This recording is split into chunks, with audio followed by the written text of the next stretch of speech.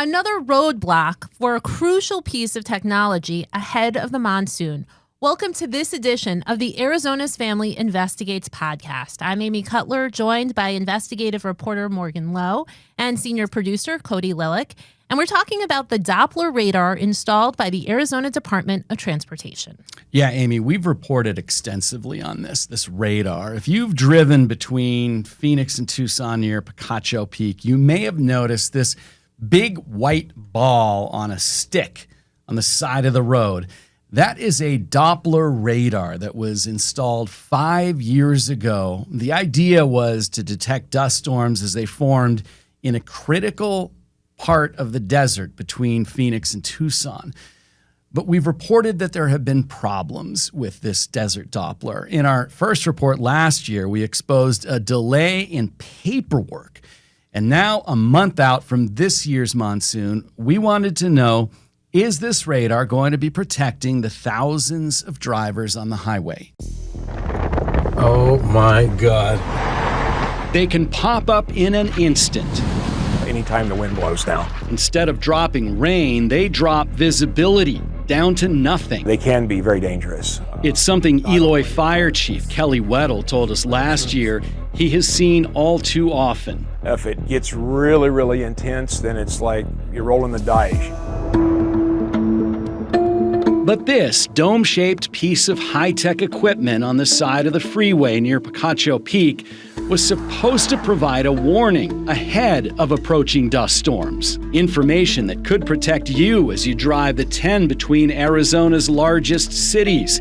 It's a radar system installed 5 years ago by the Arizona Department of Transportation. It's an impressive, if not curious-looking sight. You can see it from the freeway.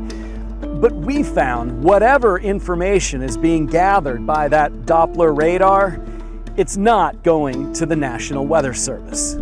Arizona's Family Investigates first told you about this last June, about how the multi-million-dollar radar has been sitting on the side of the road, not doing what it was intended to do, gathering and transmitting potentially life-saving information. It has taken longer than we had anticipated.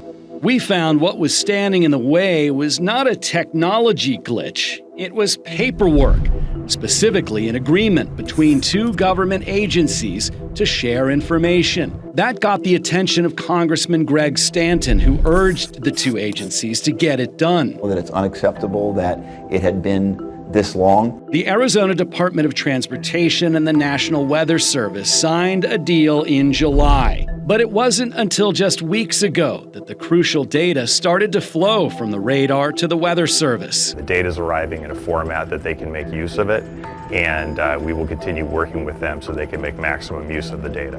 But after that interview, we learned about a technical glitch that is standing in the way. It turns out the radar doesn't broadcast continuous data. It does multiple scans of multiple elevations, then sends out a packet of data, which by that time is 10 to 15 minutes old. Officials at the Weather Service tell us they only need scans from ground level. In a statement, ADOT said they will need to reach out to the radar vendor to arrange for the radar to scan only lower elevations.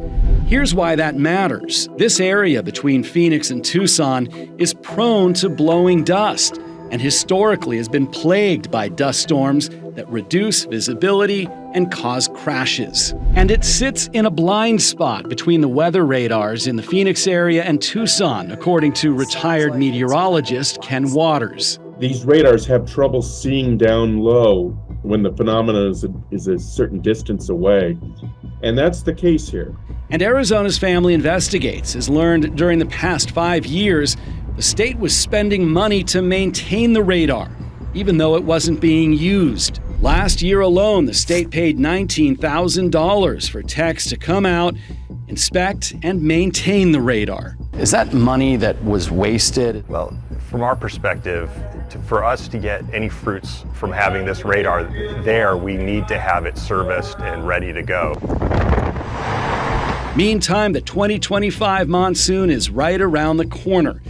First responders who see what dust storms can do say they would welcome the radar as soon as possible. Anything that you can do to get a better warning has got to be helpful. Back now with Morgan and Cody. Let's talk about this story. We have this delayed data, but initially this was not disclosed to either of you. Yeah, and the way we put these stories together is they don't just come together day of. We spend a lot of time, and in this case, we've spent months and months working on this. Leading up to this interview we did with Steve Elliott, who is the spokesperson at the Arizona Department of Transportation. And so we set it up at their facility, and we went in because we were under the impression that the radar was now working, that everything was finally the paperwork issues between ADOT and the National Weather Service had been ironed out. The technical problems that they had in getting this information from this radar into the National Weather Service system, because this is a piece of state property now going to a federal system. So it's understandable that there were some issues with that. But we sat down and said, okay, everything looks good now. He even showed us on the screen how, the radar was going and they were picking up, things that were in the atmosphere and that kind of thing. So everything looked fine, but there was a snag, and Cody picked up on that snag. Yeah, we were basically doing our final checks on this story. We interviewed ADOT, and so the next step was to interview the National Weather Service. So we get on the phone with them, and we get a different version from the Weather Service than what we had just been told at ADOT. Basically that it's not exactly all good to go. They were getting things in a delay. They explained to me how radars do the complete scan across the horizon, so 360 degrees. Usually takes between 5-6 minutes to do that scan on their National Weather Service radars. This radar, which is state-owned, state-operated, so not operated by a weather agency, operated by the Transportation Department, it is taking 10 to 15 minutes. They explained to me how basically the radar is having to do a spin 360 degrees on the horizon, then it tilts up, does another scan, then tilts up and does another scan. So by the time that one packet of data gets transmitted, because all of this stuff gets collected from the radar, sent to ADOT, ADOT packages all the data up and sends it to the Weather Service. So it's a lot of technical stuff, but by the time that gets to the Weather Service, we were told that it's 10 to 15 minutes delayed. So why is that important? Well, your average radar is 5 minutes on average. So that's double the amount, or even triple. So why it's so significant is, as our meteorologist explained when we aired this story, a dust storm, by the time they detect it on the radar, get the information at the Weather Service, and then go to alert people, the dust storm may be already well underway on the ground and moving at 30, 50, 60 miles an hour, almost the speed of traffic on the roadway. So the data is not getting there as fast as they need it to. Basically, the Weather Service has now come back and said, listen, this radar is only going to be used for what's there on the ground. So just give us the ground level. So they're working with the vendor now on just how they can just send that one scan. So just taking that one 360-degree sweep, sending just that to the people who issue these alerts. The Weather Service, their job in all of this is to issue the dust storm advisories, dust storm warnings.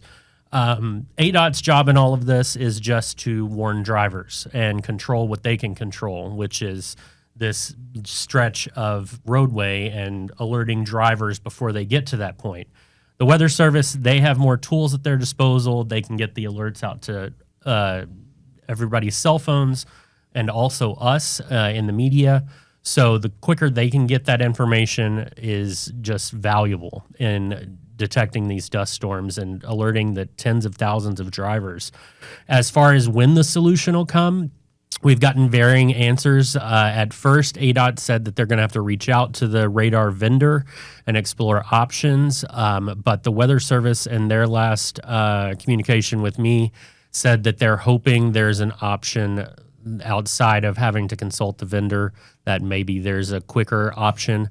But when this solution will occur, we don't know, and we don't know if it will occur before this year's monsoon begins in mid-June. Tell me, how do you explain what ADOT first told you with what the National Weather Service, their explanation? Because it seems like ADOT wasn't forthcoming during that interview, right? Well, I don't know about that because they've been pretty upfront the whole time saying, look, we can speak to what's happening on our end. And he was pretty clear. We don't know what the National Weather Service is going to do with this information. I think what has been very clear in this is that ADOT is not in the radar business, and the National Weather Service is in the radar business. And probably to you and me and most of the people out there, we think about a radar and we see that, the little spinning arm that checks everything, and we think that everything is happening in real time. The radar works in real time, the information is sent in real time. And what appears to have happened here is the realization that it doesn't work in real time. And this radar wasn't either designed or programmed to send the information in real time. And so, I've known Steve Elliott for a long time. He's a stand-up guy. I think he's given us the information that he's had at the time. I don't suspect that he was aware that this delay was an issue. But you can see how it would be an issue. You're driving along the freeway. I mean, that radar was intended to detect dust storms before they get to the freeway. So to give drivers a heads up that something's happening. And if something is a 10 to 15 minute delay, that's not going to, get that heads up. By the time you get to that spot, the dust storm's probably already going to be there. It does sound like this solution that they have, that the National Weather Service has come up with, sounds reasonable. It was doing 3 loops or 3 or 4 loops. Now they just want 1 loop. And so that would reduce the amount of time. They don't need the high scan for that area. They just need the ground level on that area. So it sounds like the solution should be pretty simple, but then again, if it was simple, this would have happened 5 years ago. That radar was built 5 years ago, and it's taken this long just to get the information that is now not really useful to the National Weather Service.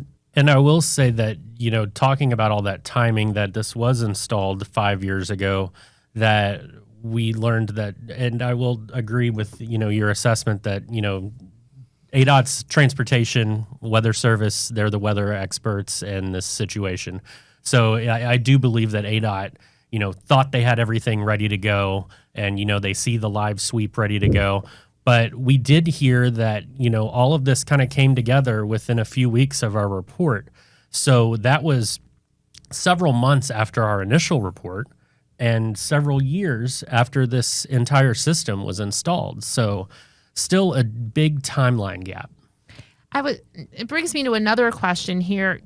Before you started asking questions, did you have a sense that the National Weather Service had communicated the lack of information or the delay and their concerns regarding that to ADOT? It's, Cody's looked at hundreds and hundreds and hundreds of emails and records, but I will just tell you, it has been very hard to get a clear sense for what the actual problem has been. We've gotten more information from ADOT because they're a state agency and they are here. And it sounds cliche, but the National Weather Service is a federal agency, and that's a big void. That's a huge amount of bureaucracy there. And so we don't know what was said over those years between the agencies, back and forth with this contract. The problem was they didn't have an agreement for who was going to run the radar, what the information was going to be used for. All of the T's crossed and I's dotted. We don't know really what happened back then. And in the last few months, we have even less of an idea what's going on at the National Weather Service because of the new administration and budget cuts and that sort of thing, it's just been very difficult to find out what's happening within federal agencies right now. And it kind of seems like, as coming from a journalist point of view, that if you work for a federal agency right now, you're not really talking to the media as much as you might have before, because they don't want to sort of they don't want to be noticed right now. It's just the sense that I've gotten. And our main goal in this story was, we didn't want to get too into the weeds on all of this, but our main goal was just to see, is this working? We're a month out from the monsoon. Is this working? Will Arizonans be protected? And then it just kind of devolved from that into what we had and into the new delay that we have. So the question still is unanswered. Well, I mean, they will be protected, but with delayed information, how useful is it going to be? And then you brought up a great point in the story, which was the upkeep. So first there's this money that you spent on the Doppler, and then there's the money that is spent on the upkeep. So I think that there's, it leaves people kind of scratching their head about how much money has been spent on this for delayed information. Yeah. You looked into the money part of this, because it wasn't like it was just sitting there, even though it wasn't functioning. Yeah, we had basically reached out to ADOT and requested, after our first series of reports, okay, what was being said? Kind of like what you had referenced. What's being said between ADOT and the Weather Service? So we requested any documents that basically related to the radar and what work had been done. Was it, in our initial report, sitting silent? So how long was it sitting silent? And what we found out is that there was still yearly maintenance being done on this radar site, and there were invoices to back that up. In fact, last year, the maintenance cost a little more than $19,000. It goes up in increments, I would assume, because of inflation. Each year it goes up, so I believe next year will be around $20,000. Well, actually, it's this year now. But maintenance was still being done on the radar at a time, that was the time of our last report, where there was no data being sent between any agency. So it was just sitting there spinning in the desert, but no one actually monitoring what is happening at Picacho Peak. So, I mean, as you heard in our story, we asked ADOT about this, and they said that the maintenance would have been required regardless. So in order to get the fruits of the radar, as they said, they would have needed this maintenance regardless, which is true. But looking back, it begs the question of, was that just wasted money, or could you have, gotten the attention of, we need things worked on to get it working to its fullest potential before now, 5 years later? Yeah, that's crazy to hear. I also want to turn to the specific location where this is on the I-10. It's very important. There are tens of thousands of people that travel on that stretch of road. Explain the significance of this system, because it goes beyond just having the radar. Yeah, there's a couple of really important points about where that radar is located. And it really was a great idea to put that radar at that spot just north of Picacho Peak. This is a desert area between Phoenix and Tucson that is notorious for dust storms. And there was a couple of studies done in the early 2010 to 2015, where they counted the number of fatal car crashes during dust storms in that area. And that's sort of the impetus for why this radar went up, because the dust storms would hit that area and these cars would go from having full, visibility to almost no visibility. And it was notorious for fatal car crashes here. And so you ask yourself, well, we have meteorologists, we have the National Weather Service, we have all this equipment. Why was that area so bad when it comes to this? And it turns out that we have this National Weather Service radar in the Phoenix area that's out by Mesa Gateway Airport. And then we have one in Tucson, these giant radar facilities. And they, send that line, they scan the skies. But because of the curvature of the Earth, that radar from Tucson, by the time it gets to around Picacho Peak, is now scanning the air like thousands of feet in the air. And the same way you get from Mesa. It's scanning, but by the time it hits that Picacho area, it's way up in the air. So these dust storms that maybe aren't 30,000 feet tall, but maybe several thousand feet tall, came in under the radar in that area. This area was a void when it came to, meteorological information.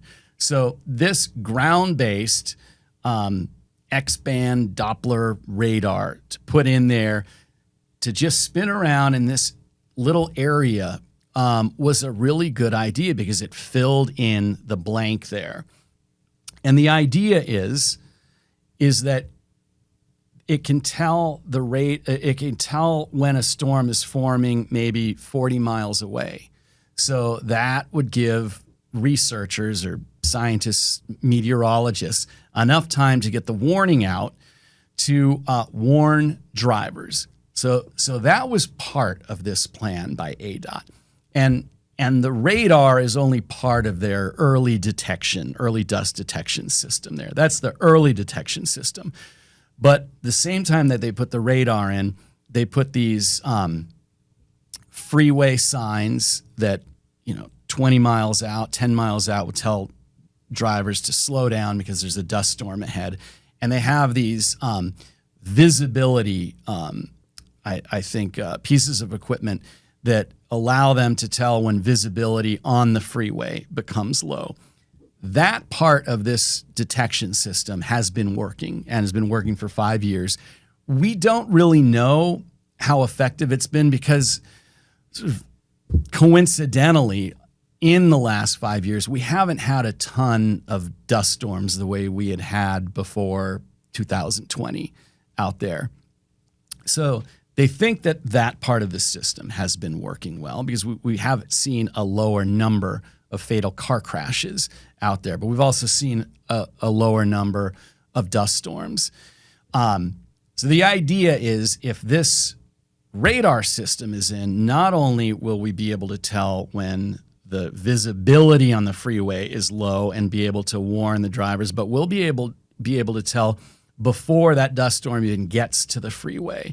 They can warn drivers 10, 20 miles out to slow down, pull over now before you get to that area. And then we know these dust storms don't last very long. They swing by. So if this system works to its capacity and we get one of these big dust storms or we get a summer with a lot of these dust storms, it really has the possibility and the potential to save lives out on that freeway if it is working. Because not only is it going to warn the drivers that are in it, it's going to warn drivers before they even get there.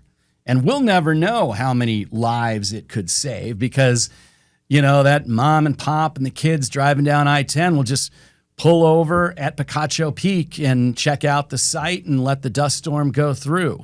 And but that's what's at stake here. And that's sort of the backstory of what's happened here. This is the last piece of that puzzle. And it's the frustrating piece of that puzzle because it really should have been up and running 5 years ago. And you spoke with our meteorologist who explained kind of the importance of that. Tell me a little about those conversations. Well, they're the ones that brought this story to us. Sean McLaughlin, Royal Norman, they were doing our yearly monsoon special last year, and Sean and Royal had remembered that this Doppler had been put in, but it had not been hooked up yet, and they thought that it was hooked up, and they were it was either at the National Weather Service, I think it was at ADOT, and they said, hey, we want to see the screen from the Doppler, and they couldn't get a straight answer for why they didn't have the screen hooked up. And then they finally, after asking over and over again, found out, it's not actually transmitting information.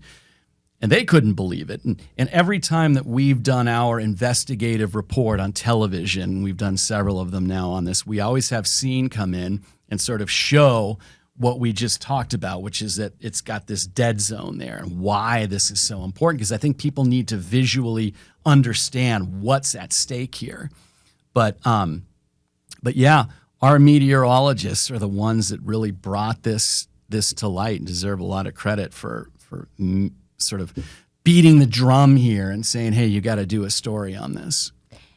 And these stories have also gotten the attention of a local congressman, and that has also helped, right, in the aspect of alerting some attention, getting something done. Tell me a little about that.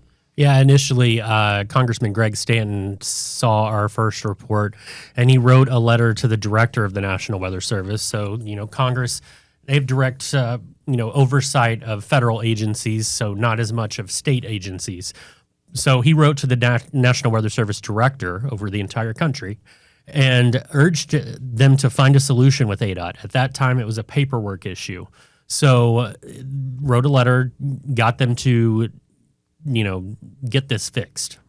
He said it was something that could save lives, which we had been reporting on. And no doubt, we believe that it could. Shortly after that happened, an agreement was signed between ADOT and the National Weather Service. And following our latest report, we learned his office saw that report, and they sent us an email saying that they were in touch with ADOT and the Weather Service on this new data issue as well. But we're now less than a month away from the monsoon and just an unpredictable stretch of Interstate 10 when it comes to weather and dust storms.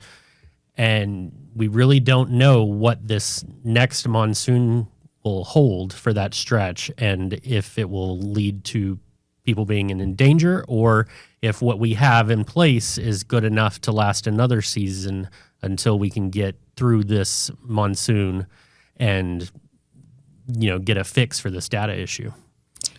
Yeah, and we don't know if Congressman Stanton's letter made a huge difference on this, but you can imagine if you're the head of a federal agency and a member of Congress brings it to your attention that there's this thing that hasn't been done, that should have been done, that makes sense to get done, you have to think that had an impact on the speed with which the agreement was signed after our reporting. And it was signed pretty quickly.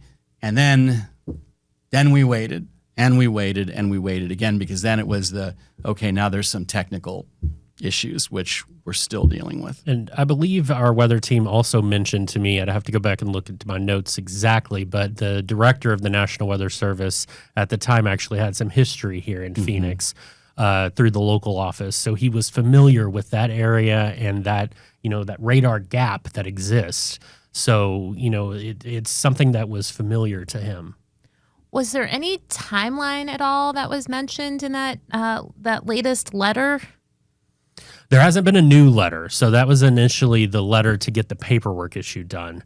All that we know right now is we received an email from Representative Stanton's communications team basically saying, hey, we saw your report.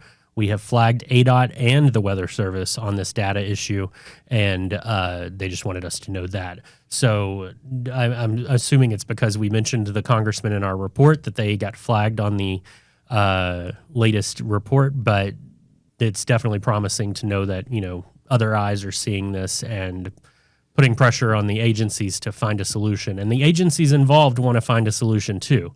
They know that this thing has the power to provide some useful information and technology to tens of thousands of people who drive between the two biggest cities in Arizona. Yeah, I as we look forward to the monsoon season, the monsoon, which comes through and it brings great rain, which we need. It cools things down this summer, but it causes these big dust storms often. I am really curious to see how it's going to work when it's finally up and running. Are we going to see a difference in the warning, the amount of time that people have before that dust storm crosses the freeway there, and see what impact it has? Because even after our first story, I believe we had a few dust storms in that area. And, Scene would always flag it. And, what if we had that around, Because that's another thing that Scene and our weather team have expressed interest in is, they want to see the feed from that as well to, give our viewers, as we call it, a first alert to what's going on out there. So if, they happen to see something before the weather service or vice versa, they can work in it's a team to get these weather alerts out.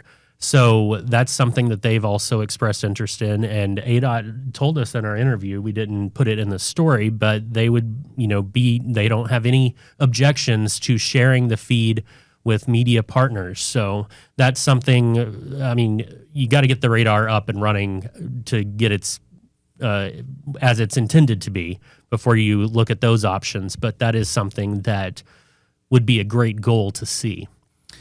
And one of the things that I sort of forget to bring up when we talk about this situation is the reason this was put in was because there were fatal crashes on the freeway there. And so what I wanted to know as a journalist was, okay, have there been fatal crashes caused by dust storms in the time that this radar was up but wasn't functioning up until now? And we haven't found, and this is good, this is a good thing, we have not found any examples of a fatal crash that was attributed to a dust storm on that stretch of freeway. So if the radar starts working this summer and it's able to save lives, that's great. We do know that at least from the data that we have about fatal crashes on the freeway, the lack of that radar has not been a factor in a fatal crash since then. So, that's good information. That's good to know. And ADOT did want to, in our interview, they said, the system that is in place down there with the sensors and dynamic message signs, and also they have the ability to change speed limits in that section to almost forcefully slow people down or change their driving habits. They didn't want to correlate that with that working as it's intended to the lower crash data, but they have seen the same thing and are encouraged by it. But it also just brings up, if we had the final piece of the puzzle, this, as ADOT called it, the game changer in place, working as intended, how much better could it be?